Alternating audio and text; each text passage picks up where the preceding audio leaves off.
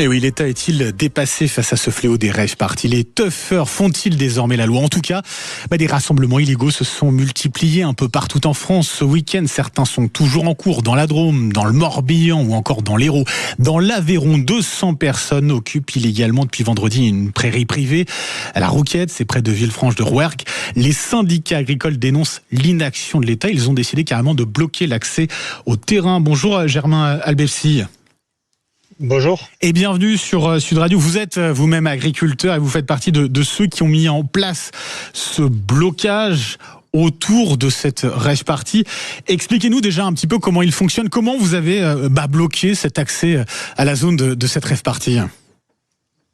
Disons, ça a été une réaction assez rapide des agriculteurs locaux quand au petit matin ils ont entendu ce qu'on peut appeler de la musique dans les bois autour de leur ferme. Les locaux ont réagi assez rapidement. La mairie a été très efficace aussi, a fait livrer des blocs de béton et l'essentiel des accès ont été bloqués. Pour tout dire, aujourd'hui, il reste un accès qui est gardé par la gendarmerie pour des questions de sécurité. Vous vous doutez bien qu'on ne veut pas prendre nous la responsabilité d'avoir des gens... Quand on voit l'état dans lequel sont certaines personnes pour avoir été sur le site vendredi dans la journée, voilà, nous ne voulons pas prendre la responsabilité de bloquer totalement le site, mais aujourd'hui, personne ne peut y accéder en véhicule. Personne ne peut y accéder en véhicule parce que d'autres tuffeurs étaient en train arrivaient à ce moment-là? Oui, on peut imaginer que l'action qui a été menée localement a permis de limiter le nombre de voitures qui arrivaient sur place et dans les minutes qui ont suivi le blocage, la gendarmerie qui était déjà sur place a contrôlé les personnes, notamment en provenance de Bordeaux. Donc on voit que ça brasse du monde et qui vient de très loin, quoi.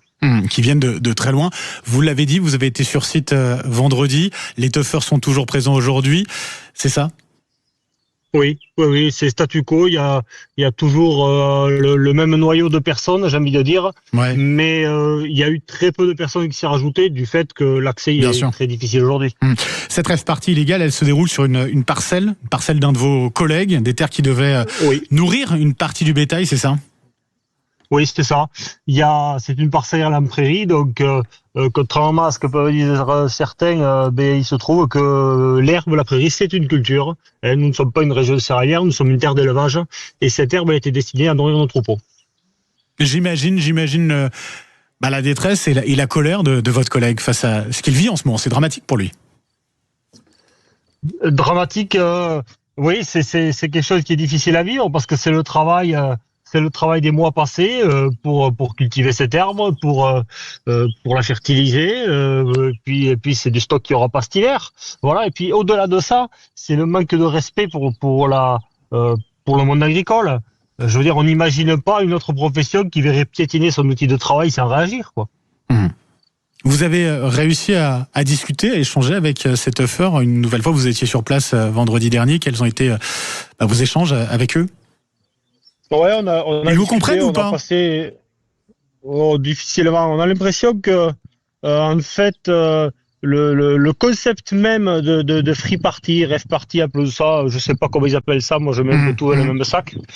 J'ai l'impression que ce concept-là, par principe, il faut que ce soit illégal. J'ai l'impression qu'il n'y a aucune volonté de ces gens-là. C'est-à-dire, vous sentez que ça les amuse, ça les excite d'une certaine manière que ce soit illégal, quoi?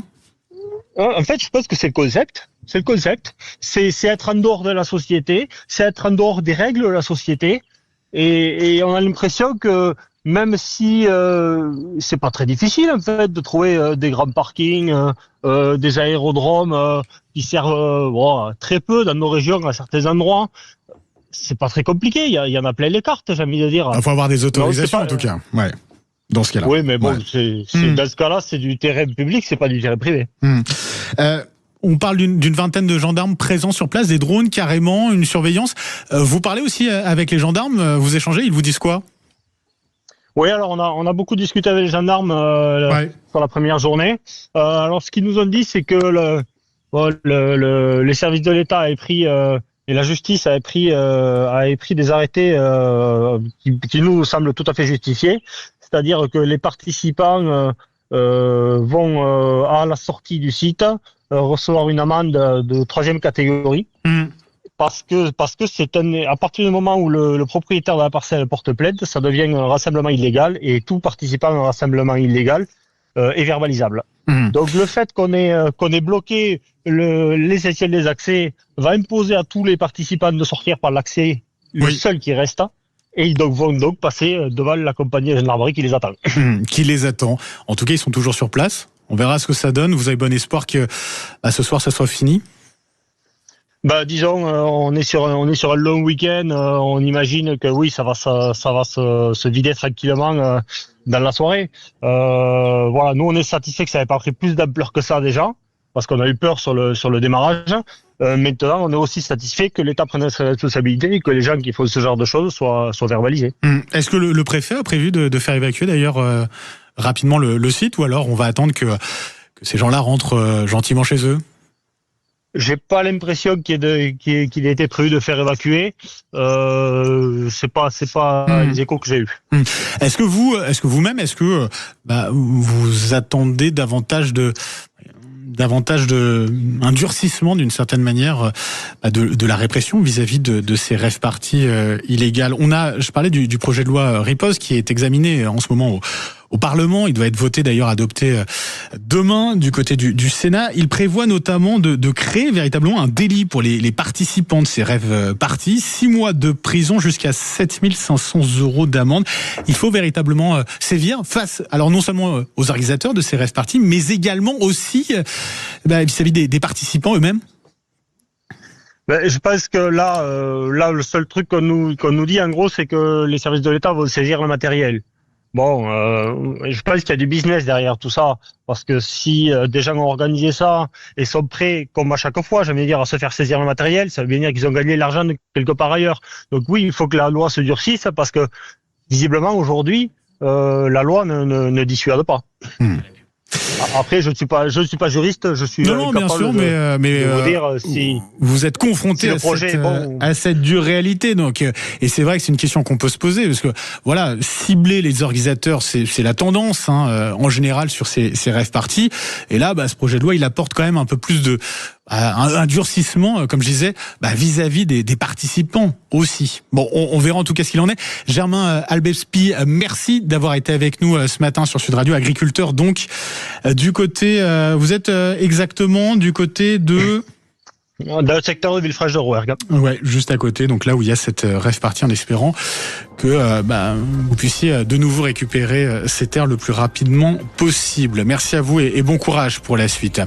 Il est 9h14 sur Sud Radio. On continue d'en parler d'ailleurs de ce sujet. On sera d'ailleurs avec... alors là, on était du côté de l'Aveyron. Dans un instant, on va aller du côté de la Drôme. Là aussi, on a une rave-party illégale. Là aussi, on est inquiet et on en a marre. On sera avec le maire de la commune qui subit cette rave-party dans la Drôme.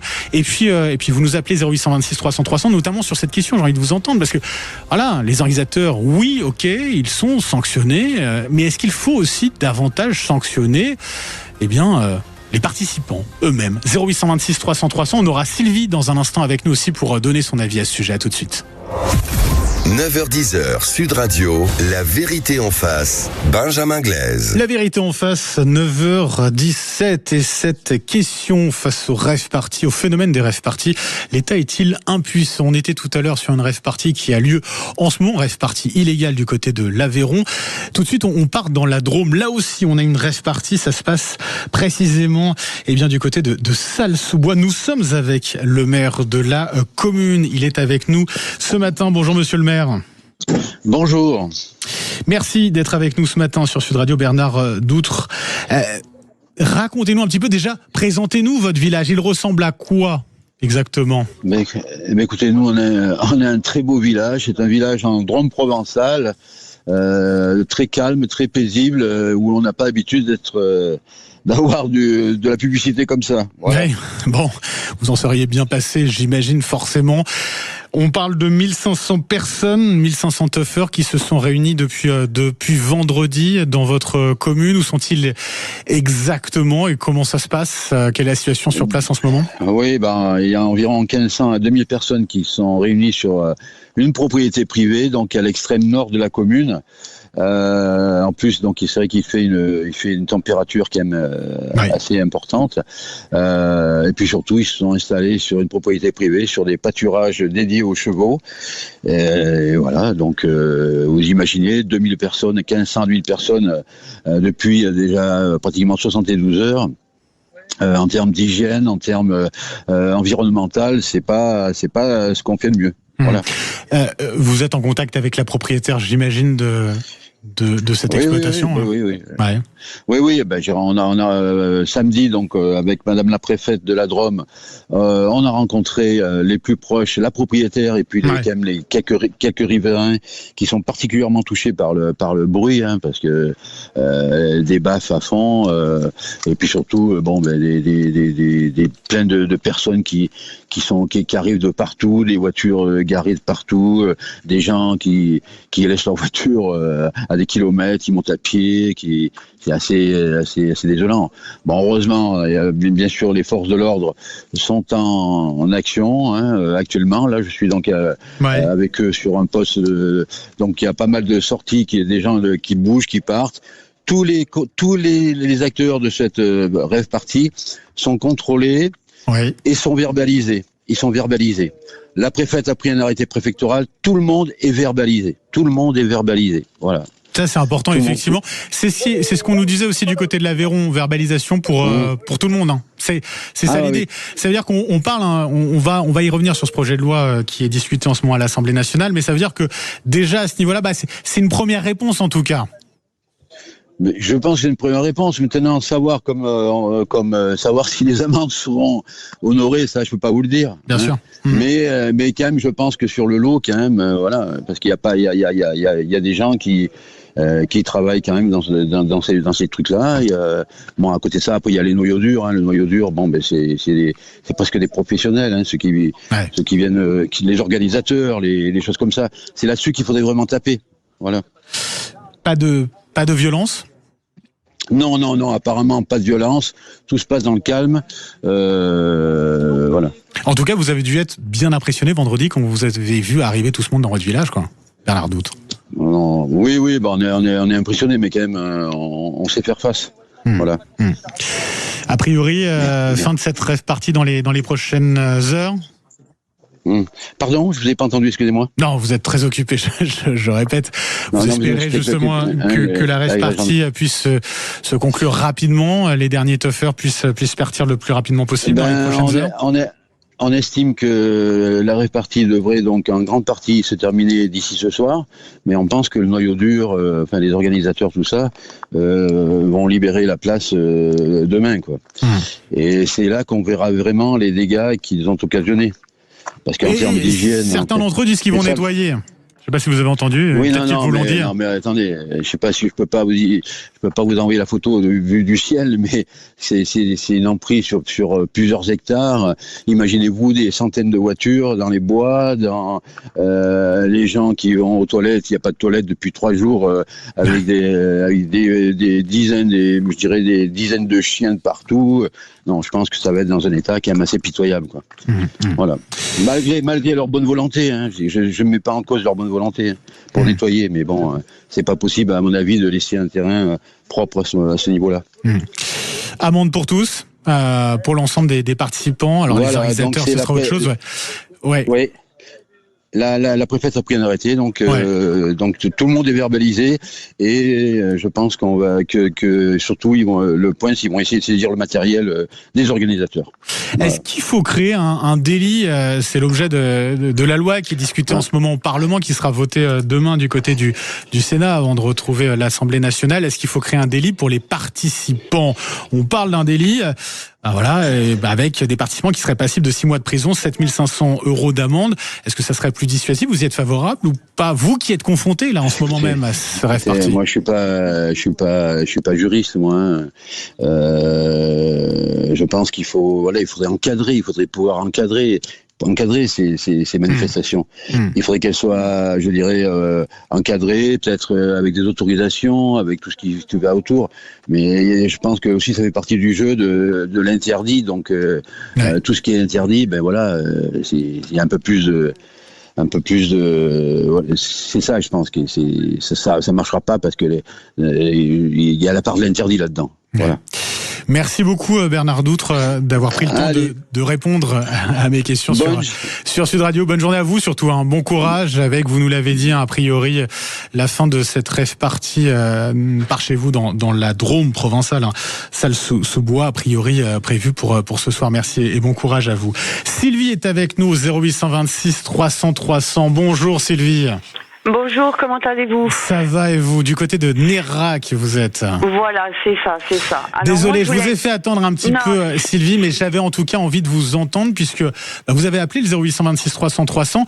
Vous en pensez quoi de ces rave parties ? Est-ce qu'il faut davantage sanctionner ? Je ne sais pas, j'en parlais tout à l'heure, les participants eux-mêmes, les toughers au-delà des organisateurs. Vous en pensez quoi ça de ça, Sylvie ?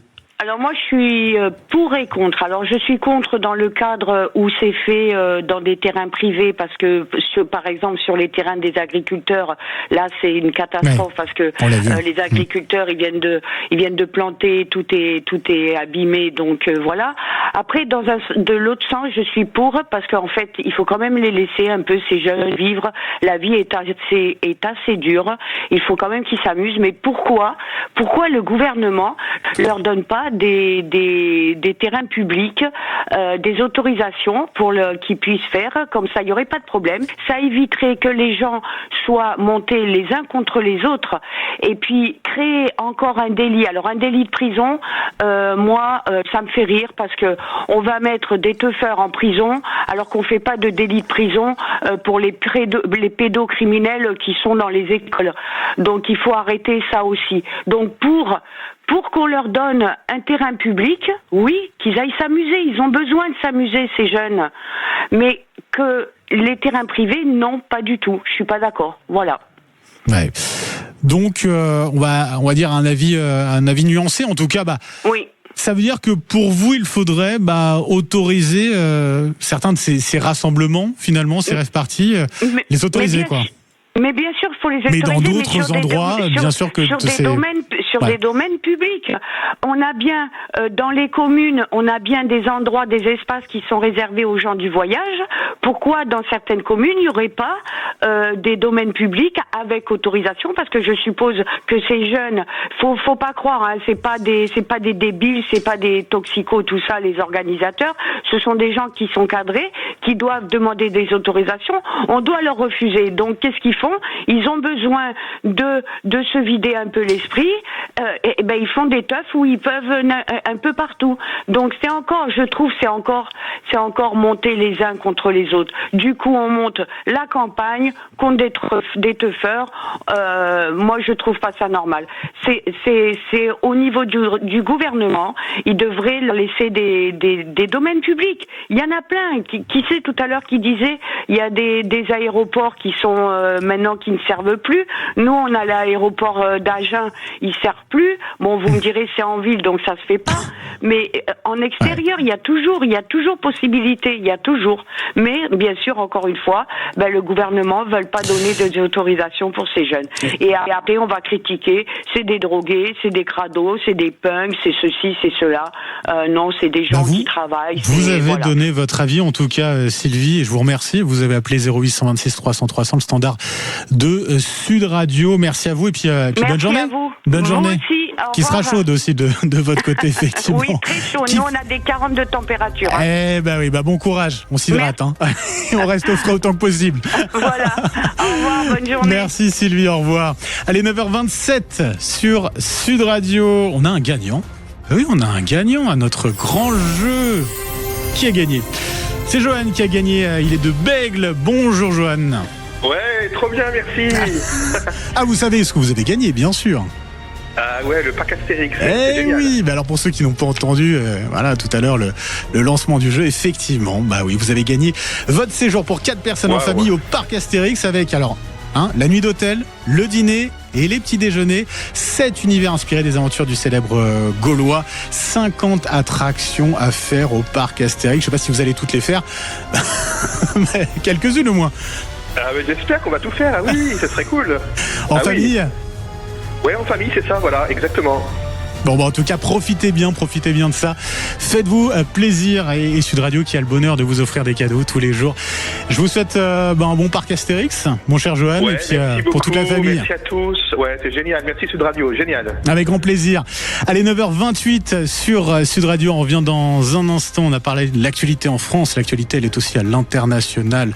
Avec ces derniers mots du chef de la diplomatie américaine qui dit qu'un accord entre les États-Unis et l'Iran est toujours d'actualité, que ça pourrait se faire finalement assez rapidement. Est-ce qu'il faut le croire ou pas? Où ça peut nous mener tout ça? On va en débattre dans un instant avec mes deux invités. À tout de suite. 9h-10h, Sud Radio, la vérité en face, Benjamin Glaise. La vérité en face, on ouvre les débats ce matin au propos de l'international. La fin de la guerre au Moyen-Orient est-elle proche? Samedi encore, Donald Trump parlait d'un accord largement négocié. Hier, son secrétaire d'État, Marco Rubio, annonçait même une possible nouvelle dans les heures à venir. Toujours rien ce matin. Le président américain a même tendance à plutôt temporiser. Alors l'espoir d'un accord imminent n'est-il qu'un mirage? Pour en parler, ce matin, je reçois le général Vincent Desportes. Bonjour général. Merci d'être avec nous ce matin. Ancien directeur de l'école de guerre, auteur du livre Le piège américain, et puis ce livre également Stratégie, les essentiels. Qui vient de sortir et dans lequel on comprend tous les échecs de Trump. La pensée et l'action. On parlait des échecs peut-être de Trump déjà. On ne sait pas s'il a déjà perdu la bataille d'une certaine manière. À la première, très sûrement. La première, très sûrement. On verra en ce qui concerne les négociations. Et puis avec nous également Adel Bakawan. Bonjour. Merci à vous également d'être avec nous ce matin sur Sud Radio. Vous êtes directeur, vous, de l'Institut européen pour les études du Moyen-Orient et de l'Afrique du Nord. J'aimerais qu'on parle, alors, la dernière information en date, puisqu'on suit cela vraiment minute par minute, d'une certaine manière. La dernière information en date, ce sont ces propos du chef de la diplomatie américaine, Marco Rubio. Un accord est toujours possible. Il l'a déclaré il y a quelques heures. C'était cette nuit. Il dit accord peut-être pour aujourd'hui. Est-ce qu'il est raisonnable véritablement d'y croire, général Vincent Desportes? Alors, je crois qu'il ne faut surtout pas avoir une date en tête. Par contre, il est très probable qu'on arrivera non pas à un accord, c'est pas le but, mais à un début d'agrément pour commencer des négociations qui pourraient éventuellement déboucher sur une solution finale. On en est là. On ne cherche pas un accord, on cherche un moyen de commencer à pouvoir parler sérieusement, ce qui présuppose quand même un préaccord. C'est ça, pas un accord, mais un préaccord. Alors quand je dis qu'on va y arriver, les Américains et le Trump le veut absolument. Le Trump a absolument besoin de cette pause de 60 jours dans lequel on va trouver la Coupe du Monde de football et le 250e anniversaire de la fondation des États-Unis. Ça, c'est une date importante, ouais. Bien sûr, c'est une date importante pour plusieurs raisons. Ouais. Et une des raisons, c'est que si la guerre reprend, l'Iran a dit qu'elle utiliserait, cette république, tous les moyens, avec des moyens nouveaux. Et un moyen qu'elle pourrait utiliser, évidemment, c'est le terrorisme qu'elle connaît et pratique bien. L'Amérique sera vulnérable. Elle aura des centaines de milliers d'Américains et d'étrangers sur son sol pendant cette période de 2 mois. Et je pense que ce serait prendre un risque considérable, effectivement, que de se relancer aujourd'hui dans des hostilités. Adel Bakawan, si j'entends bien, effectivement, le général Vincent Desportes, on est encore loin d'une résolution de ce conflit, d'une fin de la guerre au Moyen-Orient. On n'est que sur un début d'étape, c'est ça? Écoutez, déjà, on ne négocie pas un accord. On négocie un mémorandum. C'est différent. C'est-à-dire le cadre d'un accord. Les Américains et les Iraniens ne se parlent pas directement. Ils se parlent par l'intermédiaire des Pakistanais et des Qataris. Oui. Donc c'est très important de noter. Parce qu'il y a des intermédiaires et parce qu'ils sont très très très loin de signer un accord. Est-ce que parce qu'un accord a besoin beaucoup de temps, ils négocient déjà l'ordre de jour d'un accord. Donc même sur l'ordre de jour, ils sont pas d'accord pour une raison très simple. Parce que les Américains ont 2 priorités qui n'ont rien à voir avec les 2 priorités iraniennes. Pour les Iraniens, d'abord c'est la fin de la guerre. Ensuite, c'est la réouverture du détroit d'Ormuz. C'est paradoxal parce que ce sont les Iraniens qui ont fermé le détroit d'Ormuz en premier et après ce sont les Américains. Et pourquoi les Iraniens? Parce que tout simplement cette guerre, c'était un drame pour les Iraniens. Un drame, le chef des Nations Unies nous parle de 30 millions Iraniens exposés à la pauvreté extrême à cause de cette guerre. Le vice-président iranien nous dit 12 millions d'emplois détruits à cause de cette guerre. Et ensuite, économiquement, on sait très bien que l'Iran, comme l'Arabie Saoudite, comme les Émirats, comme le Qatar, c'est un pays pétrolier. Il n'y a que du pétrole, il n'y a pas autre chose. 90% de l'économie du pays, c'est du pétrole. Et 90% de ce pétrole se trouve sur l'île de Karg. Et 90% de ce pétrole est bloqué à cause du blocus américain. Donc, il faut plus... Alors, donc ça, c'est les deux priorités iranienne inclut. Et l'Iran qui veut mettre la main sur ce détroit d'Ormuz. Oui, ça c'est bien évidemment ça. Bien sûr, ça on y revient. Alors donc les deux priorités iraniennes acceptées par Donald Trump. En revanche, les deux priorités américaines ne sont pas acceptées par les Iraniens. La première priorité, je m'arrête parce que je sais, j'ai détaillé un peu, c'est le programme atomique. Les Iraniens ne sont pas disposés à discuter maintenant dans ce pré-accord ou dans ce mémorandum leur programme atomique. Et la deuxième priorité de Donald Trump, c'est les 440 kilos d'uranium. Les Iraniens ne sont absolument pas disposés à discuter ces 400 kilos uranium enrichi. Et donc, Donald Trump est totalement bloqué. Donald Trump complètement bloqué. Général Vincent Desportes, ça veut dire que, clairement, il y a encore énormément de points de désaccord. Même pour faire ce mémorandum, finalement, c'est difficile, c'est compliqué, quoi. Alors c'est compliqué, les points de blocage viennent d'être indiqués, et puis c'est compliqué aussi parce qu'en interne, Trump est évidemment extrêmement critiqué, et en particulier les républicains et les MAGA disent attention, là on a fait une guerre pour rien, l'Amérique est devenue un tigre de papier, ce que Trump reprochait auparavant à l'OTAN, et finalement on va sortir de cette guerre dans une position beaucoup moins bonne que celle dans laquelle on y était entré, ce qui est vrai par ailleurs. Mais en même temps, donc il y a ces points de blocage, mais Trump veut vraiment y arriver. Et je crois que les militaires américains lui ont expliqué, on peut refrapper, il n'y a aucun problème, mais il n'y a aucune assurance qu'une nouvelle campagne de 5 semaines de bombardement parvienne à un autre résultat que les premières 5 semaines. Donc, Trump est vraiment dans le piège dans lequel il s'est mis lui-même. Et je pense que, comme il a besoin de cette pause de 60 jours, il va mettre de l'eau dans son vin, quelles que soient les critiques en interne. De toute façon, il faut qu'il décide là, pas dans les minutes, mais dans les quelques jours qui viennent. J'y vais ou j'y vais pas, mais on peut pas rester comme ça éternellement, bien sûr. Oui. Trump a encore tweeté. Il s'est donné 7 jours. 6 à 7 jours aux Iraniens pour eux qu'ils tranchent. Et pourquoi les Iraniens? Parce que Donald Trump, dans sa version, c'est pas lui qui bloque. Ce sont les Iraniens qui bloquent. Et parce que tout simplement, au sein du régime, vous avez 4 pôles du pouvoir. Vous avez vu le maréchal Mounir, le Pakistanais, lorsqu'il était à Téhéran, normalement, dans un état-major, dans un état normal, vous rendez visite à un état, dans un état, vous allez rencontrer le chef.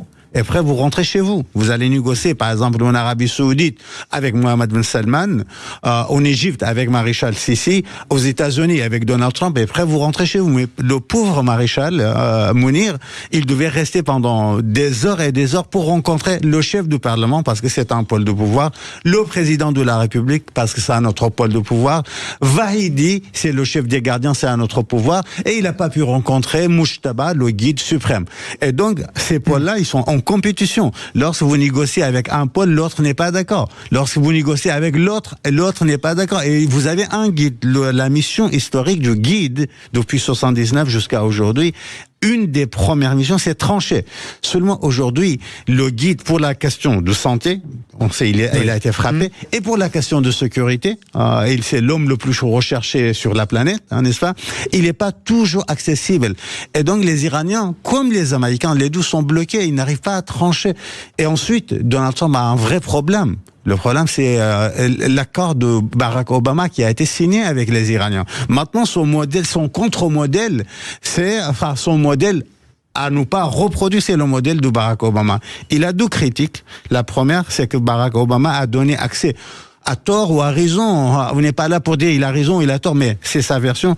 Il a donné l'accès à la bombe nucléaire aux Iraniens et il a donné accès à des milliards et des milliards d'argent aux Iraniens. Moi, je dois bloquer l'accès à la bombe nucléaire, moi, Donald Trump, je dois bloquer l'accès à l'argent.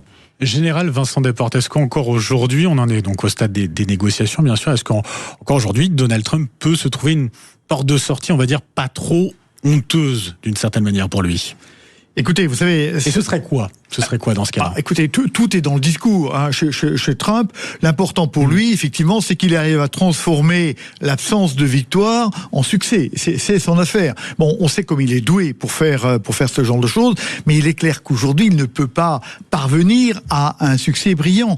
Mais on comprend bien qu'il faut quand même qu'il arrive encore à tordre un peu plus le bras des Iraniens avant d'arrêter cette trêve de 2 mois. Non, il est dans une très mauvaise situation et tout va être dans la communication. Enfin, on sait qu'il est très bon dans ce domaine-là. Peut-être y arrivera-t-il. Oui, avec les Iraniens, eux, qui sont très bons en négociation aussi. On a parlé de l'accord sur le programme nucléaire. Les Iraniens ont l'habitude de négocier, peut-être de gagner un peu de temps aussi. Ils jouent là-dessus? Oui, absolument. À 2 conditions. La réouverture de détroit d'Ormuz et la fin de la guerre. Pourquoi il parle de la réouverture de détroit d'Ormuz? J'ai lu ce matin un article le dernier article des gardiens de la révolution islamique dans l'agence Tasnim. Tasnim, c'est l'agence vraiment, c'est vrai, non officielle, mais c'est l'agence la plus proche des gardiens de la révolution, notamment de Vahidi. Vous savez, cet article, c'est 8 paragraphes. Dans 8 paragraphes, il y a 13 fois la référence à l'économie et à l'argent. Pourquoi? Parce que le pays est en panne. Le pays ne fonctionne plus. Il n'y a plus d'argent. Il n'y a rien. Hein, ils ont besoin d'argent. 13 fois. Et pourtant, on avait tendance à entendre le discours de l'Iran joue la montre. L'Iran ne peut plus jouer la montre aujourd'hui. Non, on ne peut pas. Le président de la République parle de faillite. Et même avant cette guerre, le président voulait vider Téhéran de ses habitants, de 18 millions d'habitants à Téhéran, parce qu'il n'y avait plus rien, même avant la guerre. Hein. Et donc, oui, l'Iran est en grande difficulté. Mais par contre, bien évidemment, Donald Trump aussi est en grande difficulté. La difficulté est réciproque. Seulement, il y a des conditions, et je m'arrête, des conditions objectives qui déterminent la décision iranienne comme la décision de Donald Trump. Et il faut jamais oublier un élément très important, c'est que les pays du Golfe, il y a une semaine, on demandait, notamment Mohammed bin Salman a demandé à Donald Trump pour dire que c'est la période du Hajj, le pèlerinage musulman. Il y a des millions et des millions de musulmans à la Mecque. Si vous relancez les attaques, les espaces aériens au Moyen-Orient seront bloqués et les musulmans ne peuvent pas entrer.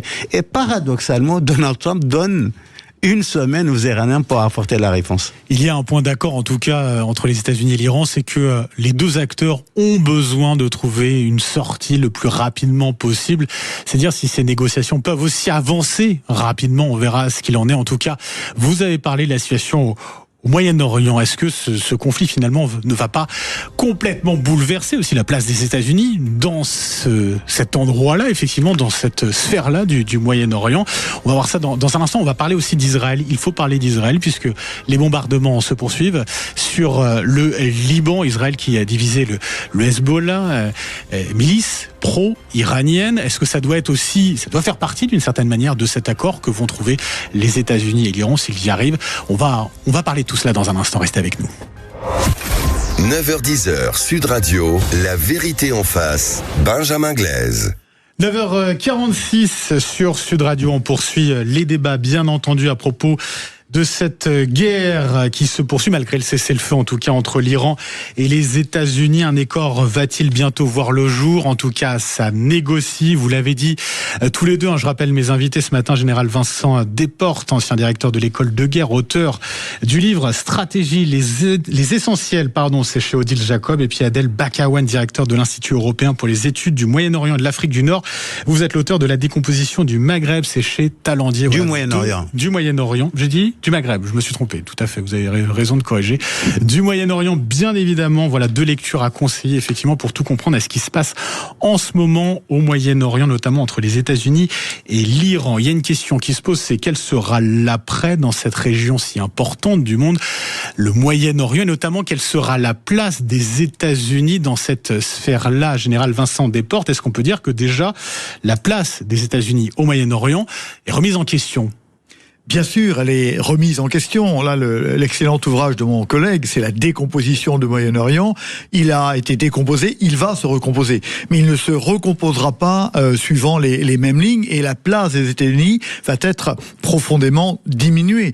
Il est clair que les États-Unis ont déçu tous ceux qui lui avaient confié leur défense. Les États-Unis ont été incapables de tenir les promesses.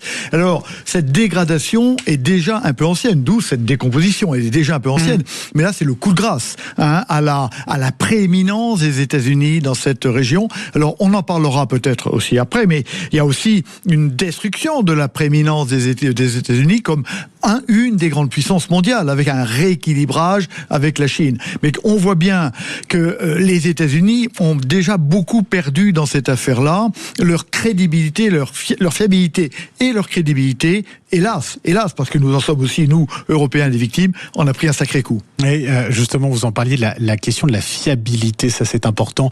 Adel Bakawan, clairement, les États-Unis l'ont perdu, cette confiance-là que certains pays du Moyen-Orient plaçaient en la puissance américaine. Oui, le général a raison. Le désengagement américain précède ce qui se passe actuellement. Hein. Ça se fait sur 25 années. Hein. Je l'ai abordé dans mon livre, mais c'est pas le sujet de notre débat aujourd'hui. Mais pour cette guerre, oui, les Américains ont perdu la confiance des amis les plus proches, les pays du Golfe. Hein. Les Émirats, l'Arabie Saoudite, le Qatar, Bahreïn, le Koweït, Sultanat d'Oman. Écoutez, les Iraniens ont frappé à 85% les pays du Golfe, seulement à 15% Israël. 85%, c'est énorme. Et pourquoi ils étaient lourdement frappés? Et pourquoi ils ont encore peur, ces pays de la République islamique d'Iran? Parce qu'ils savent très bien qu'ils ont construit leur modèle sur 3 piliers. Sécurité, stabilité et développement. Sécurité, stabilité, c'était le parapluie américain. Et le développement, c'était leur pétrole. Aujourd'hui, ni la sécurité, ni la stabilité, ni le développement, aucun de ces piliers est au rendez-vous. Au contraire, le modèle est totalement abîmé, profondément abîmé. Et pourquoi? Parce que tout simplement, leur développement n'a pas été protégé par les 2 piliers sécurité et stabilité. Les Américains étaient d'une manière extraordinairement payés par les Saoudiens, par les Émiriens, par les Qataris, seulement pour avoir ce parapluie sécurité et stabilité. Et au moment où ils avaient besoin de ça, les Américains n'étaient pas au rendez-vous. Et donc oui, la méfiance n'est pas situationnelle et désormais structurelle. Ces diplomates golfiens avec qui je discute régulièrement, ils me disent clairement, oui, d'accord, on gardera de très bonnes relations avec Washington, mais désormais nous sommes dans l'obligation de diversifier, dans ces cas-là, les États-Unis, de diversifier nos parapluies, nos garanties de sécurité, etc., mais aussi nous projeter nous-mêmes en tant que golfiens, parce qu'il ne faut pas oublier, c'est 60 millions. Hein. Oui, l'Iran c'est 90 millions, mais là c'est 60 millions. Et il ne faut pas oublier que les pays du Golfe réunis ont un budget de défense à peu près 125 milliards de dollars. Or, la République islamique d'Iran ne dépasse pas 20 milliards de dollars. Donc, ils sont dans ce que j'appelle la révision de ce qui n'a pas fonctionné. Général Vincent Desportes, et la France dans tout ça, quelle voix a-t-elle aujourd'hui dans le cadre de ce conflit? Alors, la place de la France, il faut évidemment parler de la place de l'Europe, parce que c'est quand même très lié. Bien sûr. Et tout ça, on voit bien que c'est le vide qui est laissé par les États-Unis aujourd'hui. Oui. Les États-Unis avaient 2 grandes zones dont ils étaient non pas responsables, mais qu'ils protégeaient. C'était d'une part l'Europe et d'autre part le Moyen-Orient, plus quelques îles éparses dans le Pacifique. Et on voit bien que leurs 2 grands pôles d'alliance sont en train de considérer qu'ils ne sont plus fiables. Et que donc on est en train de prendre de nouvelles mesures. Alors on l'a dit pour les pays du Golfe, l'Europe c'est la même chose. La même chose. Il y a une instabilité. Vous avez vu, Trump dit je t'enlève, Pete Hegseth dit je t'enlève 4000 soldats. Le même jour, on parle de la Pologne, Trump dit moi j'en rajoute 5000. Donc il n'y a aucune fiabilité, on ne sait pas où on est. On voit bien donc que la démarche américaine impose de l'autonomie stratégique, tant aux pays du Golfe qu'à l'Europe. Et là-dedans, la France, évidemment, a un jeu à jouer, puisque la France est le pays qui, depuis de tout temps, a a dit attention, la force d'un pays repose sur son autonomie que vous n'avez pas parce que vous êtes devenus, vous Européens, des vassaux. Et donc je dirais que la crédibilité de la France en termes de relations internationales s'affirme dans cette affaire-là. D'ailleurs, elle le montre, elle est aussi la seule puissance en Europe capable d'avoir un geste militaire significatif. On a vu le porte-avions Charles de Gaulle et dans le golfe d'Oman. Notons que ce n'est pas une force française, c'est une force européenne, puisque il y a des frégates, en particulier britanniques. Ouais. Et donc on voit bien que la France a retrouvé pas une place naturelle de leader, mais une place tout à fait importante au sein de l'Europe et au sein du concert des nations, si on reprend le vieux terme du congrès de Vienne. Voilà, donc je dirais, force diplomatique d'une certaine manière. Sûrement une place diplomatique.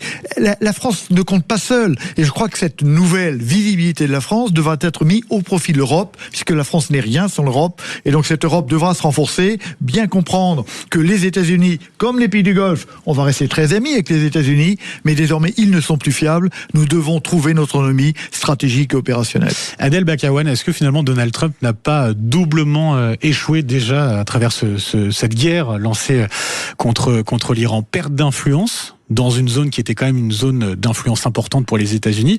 Et puis est-ce qu'ils n'ont pas finalement renforcé d'une certaine manière le régime iranien? Ah si, je suis catégorique.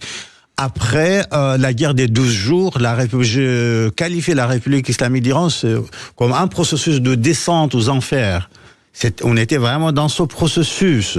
On a eu le mouvement de contestation au mois de janvier, n'est-ce pas, fin décembre, début janvier, des millions d'Iraniens dans la rue. 30 000 Iraniens massacrés par le régime. Le régime était ultra fragilisé. Le régime était encerclé par Israël, par les pays arabes, par les États-Unis. Et on était à la table de négociation. Vous savez, juste rapidement, un petit rappel.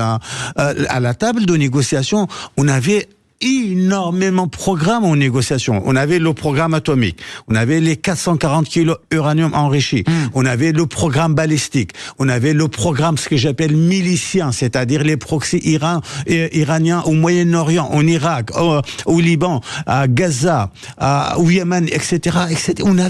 Et on négociait tout ça ensemble. Pourquoi ? Parce que le régime, la République islamique d'Iran était ultra fragilisé. Et au moment où il était ultra fragilisé, Donald Trump a quitté la table de négociation pour frapper. Pourquoi Donald Trump a frappé? Parce qu'il pensait qu'en frappant, il va faire capituler les gardiens de la révolution. Le problème, c'est qu'aujourd'hui... Et puis on soutient aussi à l'allié israélien, voilà, qui est un allié majeur pour les États-Unis. Seulement les Iraniens, ils sont devenus tellement forts, tellement renforcés. Aujourd'hui, non seulement ils ne capitulent pas, au contraire, ils tentent à imposer à Donald Trump leur agenda. Merci beaucoup, merci, c'était passionnant, Adel Bakawan. Je rappelle que vous êtes directeur de l'Institut européen pour les études du Moyen-Orient et de l'Afrique du Nord, auteur du livre La décomposition du Moyen-Orient, c'est chez Talandier. Et puis merci beaucoup, Général Vincent Desportes, d'avoir été avec nous ce matin sur Sud Radio, ancien directeur de l'École de guerre, auteur du livre Stratégie les essentiels, c'est chez Odile Jacob. De beaux conseils de lecture si vous voulez tout comprendre sur ce qui se passe en ce moment sur le Moyen-Orient et notamment sur la stratégie de Donald Trump qui a beaucoup perdu déjà dans ce conflit. Merci messieurs, merci à vous de passer une très belle journée. Il est 9h56 sur Sud Radio, elle est là dans ce studio. Dans un instant vous retrouvez bien évidemment Valérie Expert. Bonjour Valérie. Bonjour Benjamin. Eh bien écoutez, on va revenir sur la suppression, sur la non-suppression des zones à faible émission. Ouais. Le Conseil constitutionnel donc a censuré cette suppression. Donc on va y revenir dans un instant. Dites-nous si vous êtes concernés, si vous avez une voiture qui ne pourra bientôt plus rouler. On va revenir également sur votre débat. Trump tempère les espoirs d'un accord rapide avec l'Iran. Et puis les entreprises qui aujourd'hui n'en peuvent plus et se rebellent contre la taxation. Justement, trop de taxes pour les entreprises. 0826 300 300. À tout de suite.